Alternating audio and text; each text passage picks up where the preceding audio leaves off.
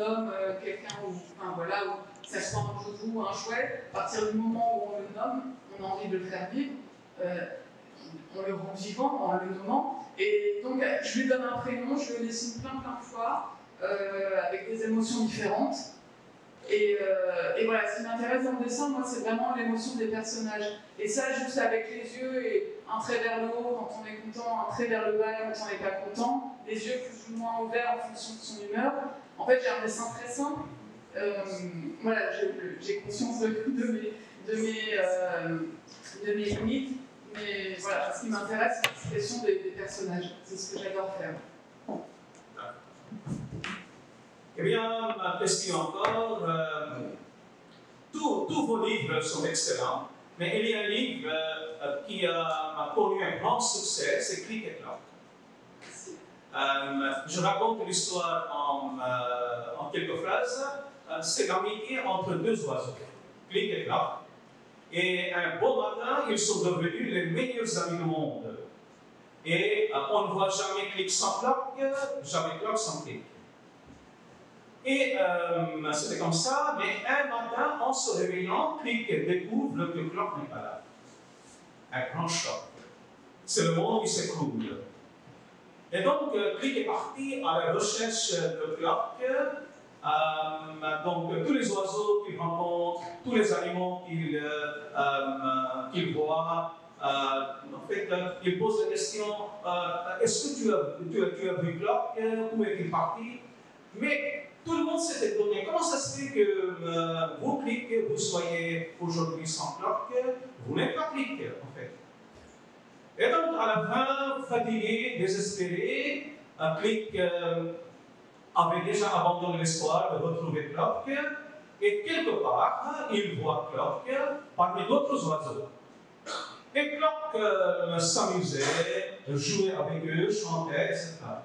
Et c'était le deuxième choc pour Click. Moi, en fait, je le recherche partout comme un fou, et il est très bien sans moi. Mais après, donc, Clock lui est revenu, et voilà, il lui a raconté ses aventures, et en fait, Click aussi, entre-temps, a fait face à de nouvelles expériences. Et en fait, à la fin, donc, ils sont redevenus amis inséparables comme avant, mais de temps en temps, ils se séparaient pour se retrouver après. Et donc, c'est un très bon livre, je vous le recommande hautement, mais ce n'est pas un livre, il y a plusieurs niveaux de lecture. Il y a un message philosophique. C'est des cours de grande amitié, on n'est pas obligé de vivre 24 heures sur 24 côte à côte. Hein? On peut se séparer de temps en temps, s'enrichir de nouvelles expériences, et après, en fait, élargir son horizon d'attente, en quelque sorte. Et ma question, c'est que, est-ce que vous étiez consciente de ce message au moment de créer ce bouquin? De tout ça, non, mais j'avais... Le côté philosophique. En fait, au départ, je voulais raconter une histoire d'amitié très très forte, enfin absolue. Tout à l'heure, je parlais d'inspiration, avec mon fils ou d'autres enfants dans mon entourage. Là, il se trouve que mon fils allait rentrer à l'école, qu'il n'était pas avec les copains qu'il avait, il était un petit peu, il se posait plein de questions. Et j'avais envie, et en même temps, je me suis rappelé, quand j'avais une vingtaine d'années, que je voyageais seule avec mon sac à dos, je me rappelle que m'être fait la réflexion que quand on voyage seul, on voit des choses qu'on ne voit pas quand on est à 2, à 3 en groupe.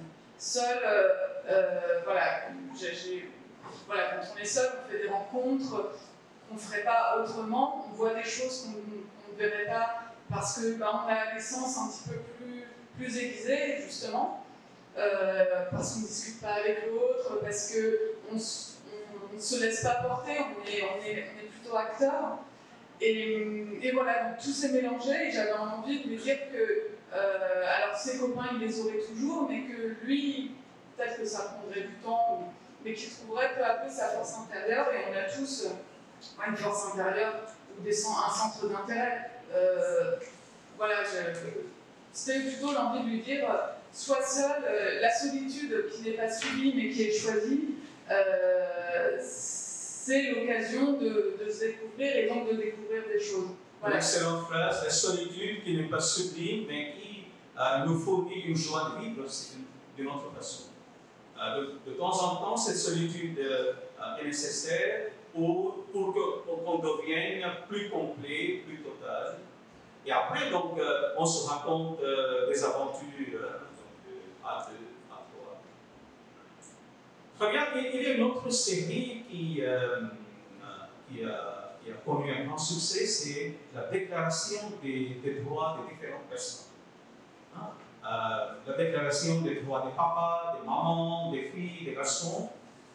Justement, la déclaration des droits des filles ce livre a été traduit en tamoul, comme disait mon fils, mais en bengali par Kanchana, en fait, mon ex-étudiant et l'ex-président de l'Alliance française, elle est justement là. Et demain, vous avez une soirée chez elle, en fait, dans sa librairie. En fait, ma question c'est différent. C'est que nous savons tous qu'un garçon peut pleurer, une fille peut jouer au foot, il n'y a rien d'extraordinaire. Et donc, la déclaration des droits des filles, comme si les filles avaient des droits exclusifs, la déclaration des droits des mamans, comme si elles avaient des droits exclusifs, est-ce que ce n'est pas un peu trop? Trop, c'est-à-dire un peu trop exagéré, un peu trop oui, trop magnifié, trop impératif. Oui. En fait, la déclaration des droits des filles s'adresse aussi aux garçons, puisque c'est les filles, ça commence par les filles comme les garçons ont le droit de. Mais donc on s'adresse aux filles comme aux garçons. Après, c'est vrai que pour le côté plus percutant, voilà, parce qu'il y a aussi la déclaration des droits des garçons qui existe, voilà, qui est en vert. Mais en gros, les déclarations s'adressent aux deux sexes, en fait. Voilà, c'est simplement que on a, avec les éditrices et l'autrice Elisabeth Brady, on a listé, naturellement, on a regardé tous les clichés qui sont véhiculés sur les filles et les garçons. Une fille est toujours tendre, voilà, c'est ça. Elle est plus littéraire, elle n'aime pas les sciences, enfin voilà. Donc on est parti de tous ces clichés pour les détourner, tout en disant que, évidemment, si une fille a envie aime le rose, veut s'habiller en princesse et est plutôt calme, on ne va pas lui dire non, tu mets un short, tu te coupes les cheveux et tu vas jouer au foot. C'est pas ça. C'était vraiment l'idée que tout est possible, justement. On peut aimer le rose, aimer se déguiser en princesse et en même temps se rêver astronaute ou mathématicienne. D'accord. Eh bien, une autre question, en fait, l'univers de la BD, c'est excellent, c'est super, mais parmi les académiciens, il y a une tendance à exclure les BD de la soi-disant grande littérature. Oui. Et comment voyez-vous ça? Quelle est votre opinion là-dessus? Ici aussi, c'est la même chose. La BD, c'est très bien, ça se vend très bien, mais ce n'est pas exactement la vraie littérature. Non, parce que la vraie littérature, ça s'adresse aux adultes. Oui. Non, je rigole, mais c'est parce qu'on s'adresse aux enfants, tout simplement. Oui. Donc déjà, c'est pas considéré. En tout cas, c'est considéré comme un petit amusement. Oui, mais en fait, Tintin, Astérix, ça ne s'adresse pas seulement. Non, mais parce que là, alors, je parlais de l'édition jeunesse après dans la bande dessinée. Effectivement, il y a la littérature générale, après il y a les BD qui rassemblent, on va dire, familiales comme Tintin et Astérix, d'autres BD qui s'adressent aux adultes, et puis dans le bas, il y a l'édition jeunesse. Voilà. Après, ça se voit par exemple dans les festivals, dans les salons du livre, où personne ne se mélange. On n'est pas invité dans les mêmes endroits. On n'a pas, au niveau de la presse, voilà, on n'existe pratiquement pas au sein de l'édition jeunesse. Mais enfin, moi j'ai pas fait. En fait, j'ai pas choisi d'écrire pour les enfants. Enfin, c'est pas si je l'ai choisi. Mais ce que je veux dire, c'est que j'ai aucun regret ou que voilà, que ça ne soit pas considéré comme. Voilà. Mais en fait, à mon avis, donc, ça c'est vraiment un snobisme de la part des académiciens. Ici aussi, hein, dans la littérature bengali, c'est la même chose. Autre chose, c'est que récemment, vous vous êtes aventuré dans les romans jeunesse. C'est-à-dire, en sortant de la BD, vous avez commencé à écrire des petits romans qui s'adressent aux jeunes adultes. Oui. Sans dessin. Non. Oui. Et pourquoi ça, en fait alors parce que, comme je disais tout à l'heure, j'ai toujours dessiné et écrit. Donc j'ai écrit des tomes de journaux intimes, et à l'adolescence particulièrement. Comme tous les ados, j'écrivais sur ma vie qui était nulle et sans espoir. Enfin non, pas comme dans tous les ados, mais en tout cas voilà. Moi c'était ça. Des poèmes, plein de débuts d'histoire, et puis j'ai laissé ça de côté. Et l'écriture, c'est un peu, alors, par rapport au dessin, c'est un peu le dessin, c'est. Alors je fais des projets personnels, mais je fais aussi des projets de commande en tant que dessinatrice. Donc on va dire que c'est vraiment mon métier. Après l'écriture, maintenant, c'est devenu un peu la parenthèse en tout cas, l'écriture de romans ados. Forcément, je me permets de. Autant des albums jeunesse, enfin même les romans ados, il faut que ça se termine bien de toute façon. Mais je m'interdis moins. Enfin, c'est pas que je m'interdis.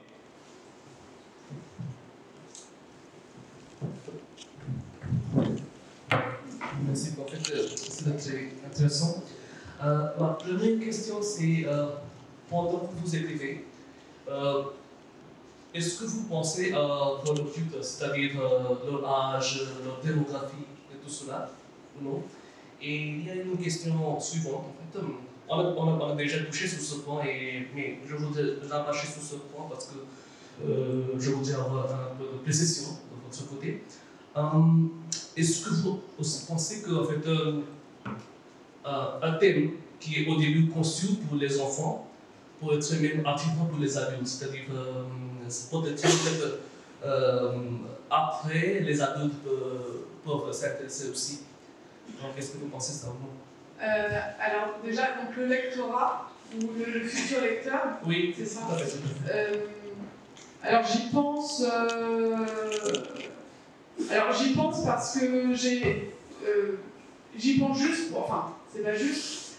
J'y pense parce que ce que je veux, c'est que l'enfant, quand il referme le livre, il ait soit le sourire, soit en tout cas une lumière ou quelque chose de positif. Jamais je vais raconter une histoire triste jusqu'au bout, enfin, sans espoir du tout. Donc j'y pense. Après, là, par exemple, là c'est un petit livre tout carton, c'est une toute petite fille qui est d'humeur. Enfin voilà, c'est l'histoire d'une toute petite fille. Là c'est tout carton, c'est vraiment pour les petits. Là, je l'ai vraiment pensé pour les tout petits. Donc avec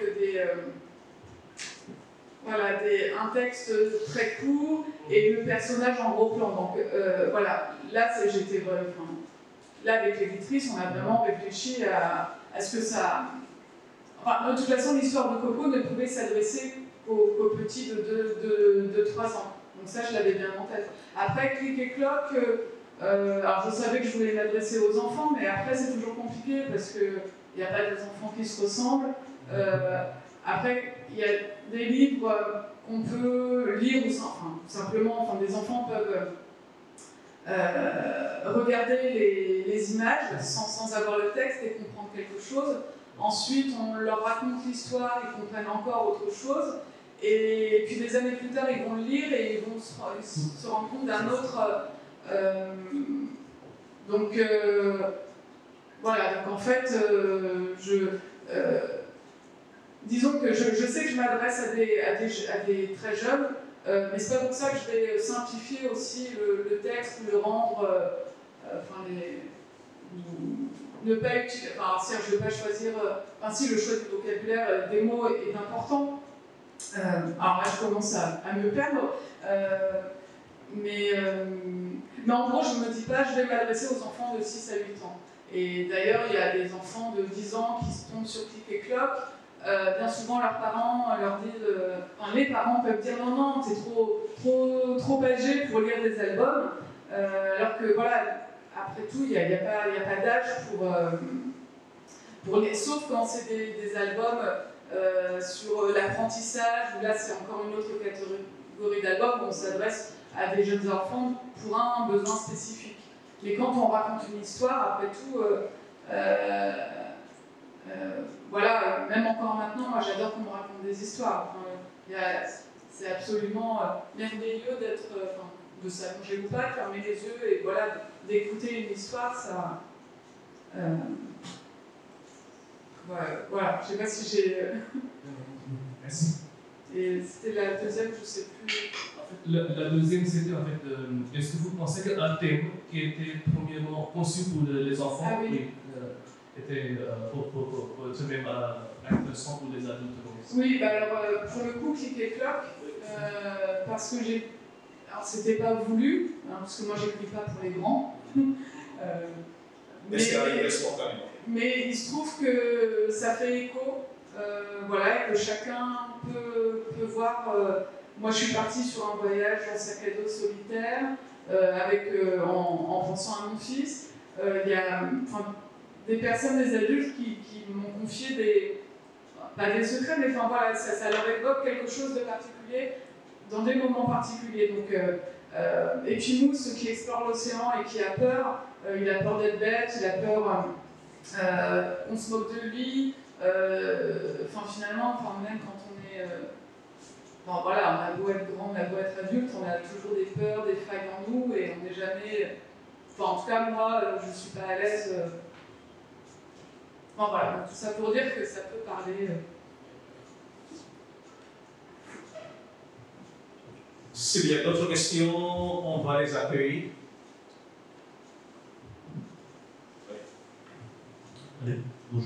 Bonjour. Désolé. On a écouté ici, vous étiez membre de la police. Oui. Quand on pense à la police, on pense aux criminels, on pense à la loi. Mais votre monde, autant qu'une écrivaine, ça c'est complètement opposé. Alors, est-ce que vous pensez, comment pensez-vous votre première profession a influencé votre carrière autant qu'une écrivaine? Est-ce qu'il y a une influence vraiment?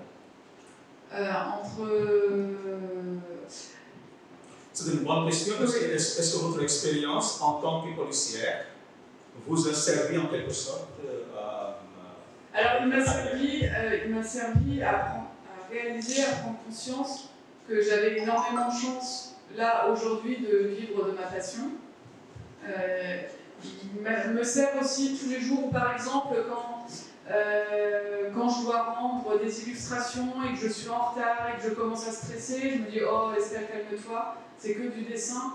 Il n'y a pas de vie en jeu, il n'y a pas de gros problèmes de société. Enfin voilà, on n'attend pas au tournant. Donc ça m'aide à relativiser au quotidien. Voilà, ça, mais d'une manière pas que dans mon... C'est une très belle phrase, ça m'aide à relativiser avec le quotidien. Pas que dans le travail du message général, oui.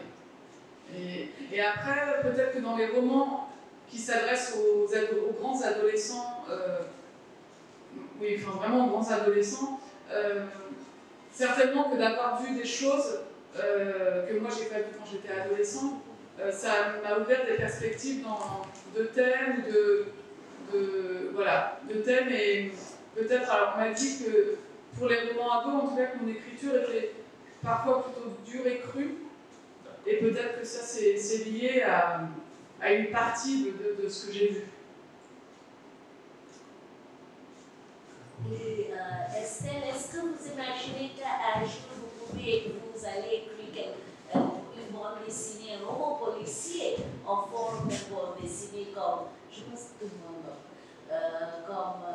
sinon quelque chose au fond mon jaune de bande dessinée. Policière, c'est ça? Ouais. Bella Un policière. roman Ouais, alors j'adorerais. Alors pas un roman policier qui s'adresserait aux plus grands, parce que là j'aurais trop peur de raconter n'importe quoi ou de passer à côté de la réalité. Et mon mari est policier, mes meilleurs amis sont.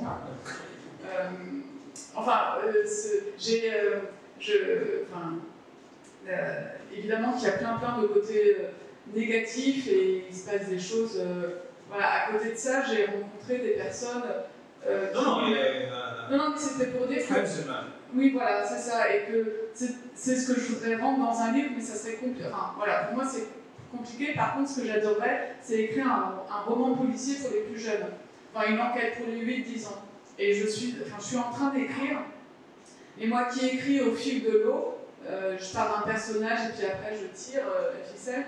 Un roman policier, forcément, il faut déjà avoir la fin en tête. Il faut savoir ce qu'on veut raconter, il faut savoir qui a fait quoi, il faut disséminer les indices ou les pistes ou les fausses pistes. Donc ça demande une organisation et plein de post-it. Donc c'est en cours en fait. Je suis en train d'essayer de. Mais voilà, je ne sais pas si j'y arriverai, mais oui, en tant qu'actrice, j'ai toujours adoré lire. J'ai commencé avec Agatha Christie, et puis je lis encore plein de polars. Voilà, c'est vraiment une littérature que j'adore.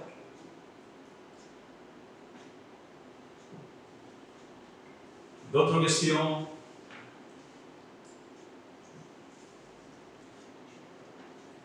Non?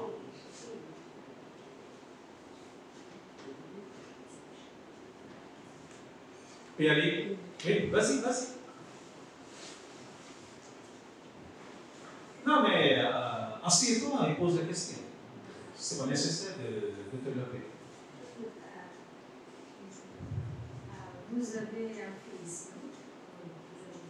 Qu'est-ce que vous voulez, votre fils? Est-ce que vous voulez vraiment que votre fils devienne un grand écrivain? Alors là, mon fils, il est plutôt fan du métier de son papa, qui est policier. Voilà. Mais il a. Quand il rentre de l'école, il prend son carnet, il dessine. Il se sert du dessin comme un exutoire. Voilà, quand ça ne va pas dans la journée, il dessine. Quand il est très content, il dessine. Enfin voilà. Donc je pense que peut-être qu'il aura cette force, peut-être qu'il aura toujours ce goût du dessin. Après, je m'interdis d'émettre. Évidemment, je préfère. Enfin, carrément. Je n'ai pas préféré, mais voilà. Enfin, il est plus intéressé par le côté action en vrai que sur le papier, pour le moment. Merci. D'autres questions? Gautam? Ma question c'est quand et comment vous avez découvert que cette compétence littéraire restait dormante chez vous? Quelqu'un a provoqué? Oui. Parce que vous avez pris une décision finale de quitter votre travail. C'était une décision dure. Moi, j'ai quitté mon travail. J'ai pris une retraite volontaire, mais je n'ose pas commencer ma carrière à nouveau comme un écrivain. Donc, qu'est-ce qu'on a besoin Alors moi, je sais que j'avais besoin d'un coach, de quelqu'un qui m'encourage, un éditeur que je n'avais jamais rencontré.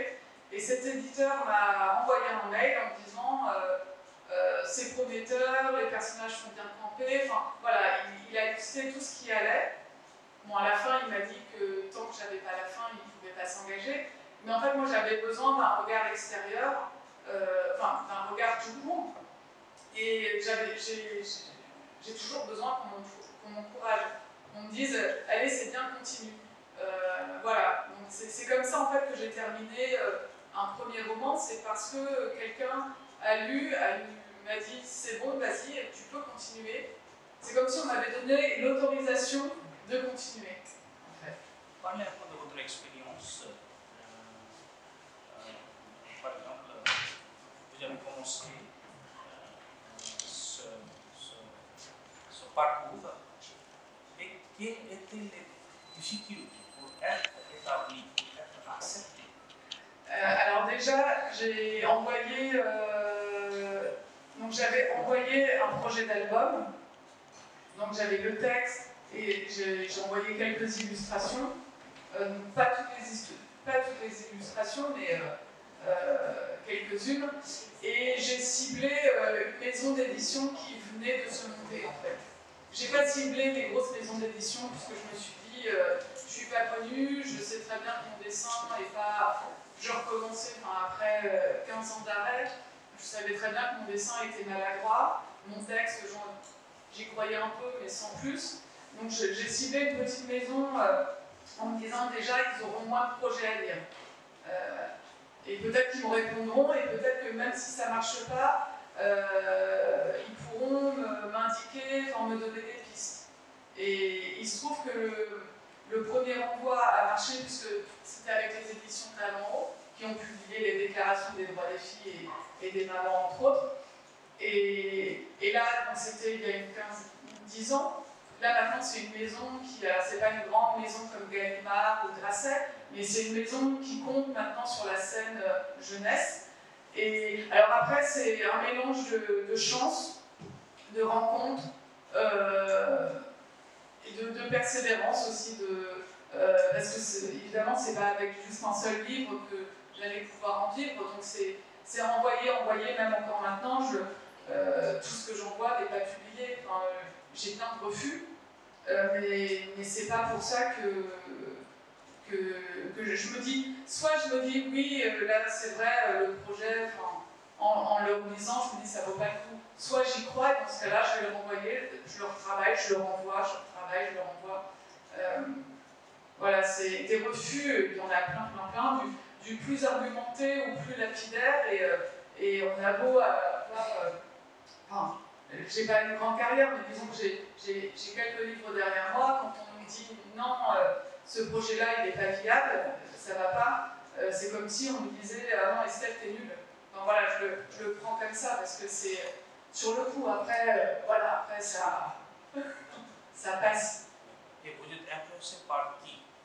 Quelle dessinatrice? Je suis comment? Influencé. Ah, influencé. Caché ou. Alors, influencer, le trait, alors pour moi, le trait parfait, c'est celui de Sampé. Voilà, en deux, trois traits. Voilà, avec le petit Nicolas. Voilà, je pense que la pureté ultime du trait, où on arrive à. Enfin, il fait passer énormément avec un dessin qui peut être fouillé, mais sinon, le petit Nicolas, il suffit que.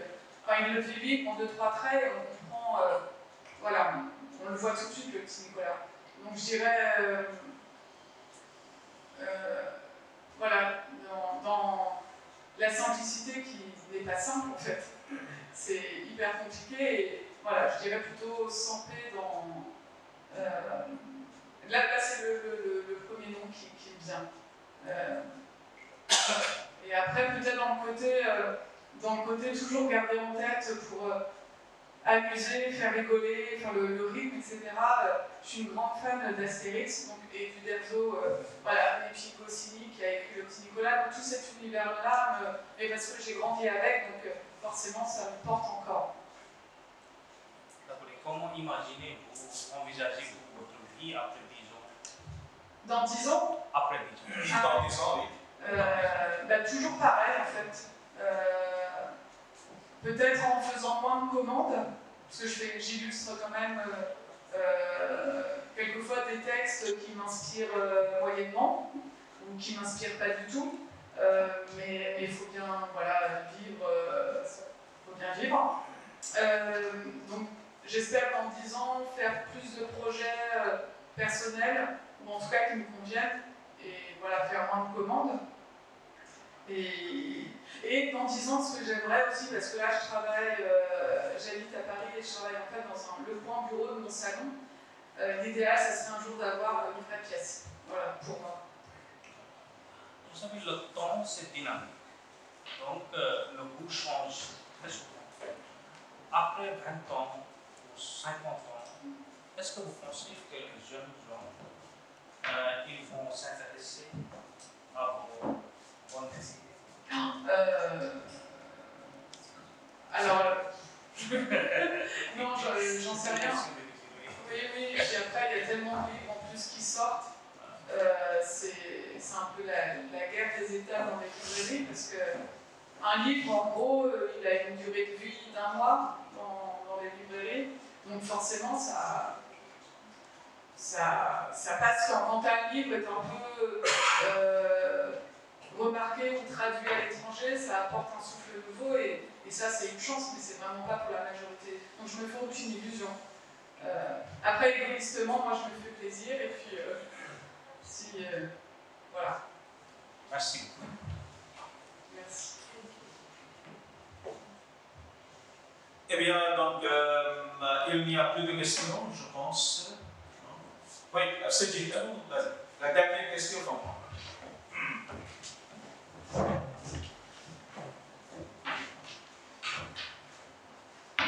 Bonsoir.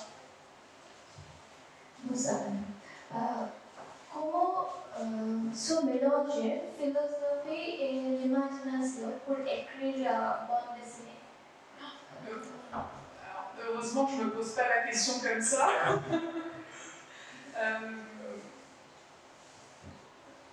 Alors je sais pas, je pense que la philosophie, en fait, c'est simplement que je note. Alors, je parlais de mon fils, mais il y a pas que j'ai des nièces, ou voilà, je trouve qu'il y a un âge comme ça, entre 5 et 8 ans, où il y a plein de réflexions hyper pertinentes et très philosophiques entre les questions. Les enfants de cet âge posent énormément de questions, et énormément de questions en rapport avec la vie, la mort. Enfin, c'est vraiment des grandes questions quand on a 7 ans.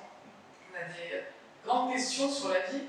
Et en fait, je note en fait toutes les questions qui peuvent arriver comme ça. Et puis après, l'imaginaire arrive avec un personnage en fait. Alors c'est un peu, je dirais pas que ça tombe dessus, parce que j'ai découvert aussi quelque chose, c'est que autant je savais que le dessin ça se travaillait, j'avais bien conscience de ça, voilà, c'était un travail au quotidien, autant je pensais que l'écriture et l'imaginaire ça arrivait comme ça, et puis ça repartait, puis ça arrivait, ça repartait.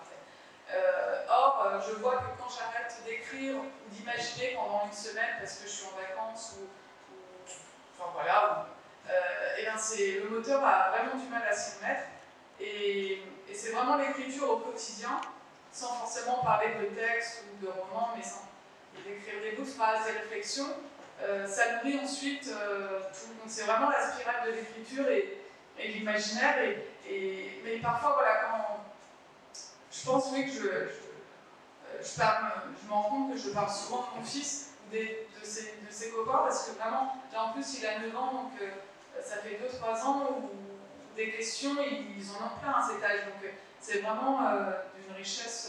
Donc voilà, le côté philosophique, en fait, c'est simplement parce que je copie, enfin je pompe les réflexions des enfants qui sont autour de moi.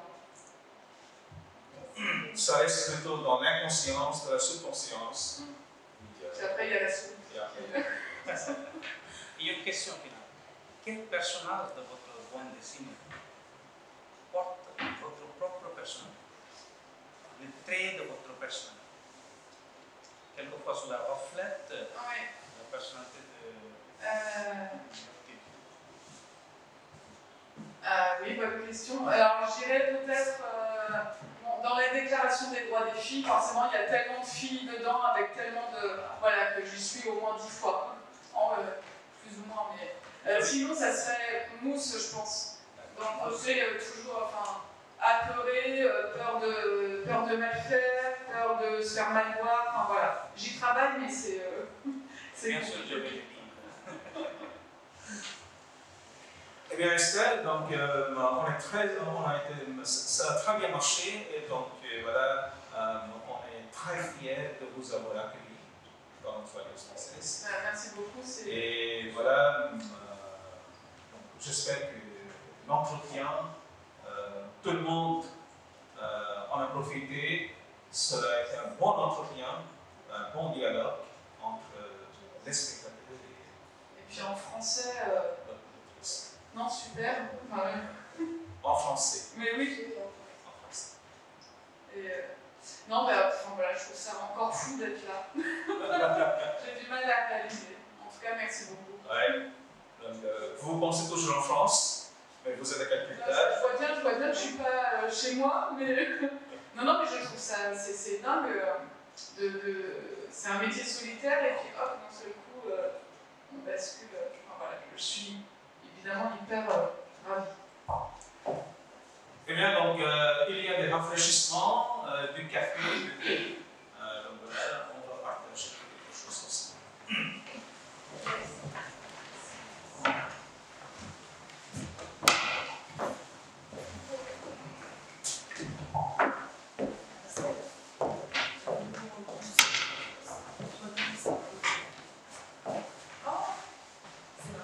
D'accord.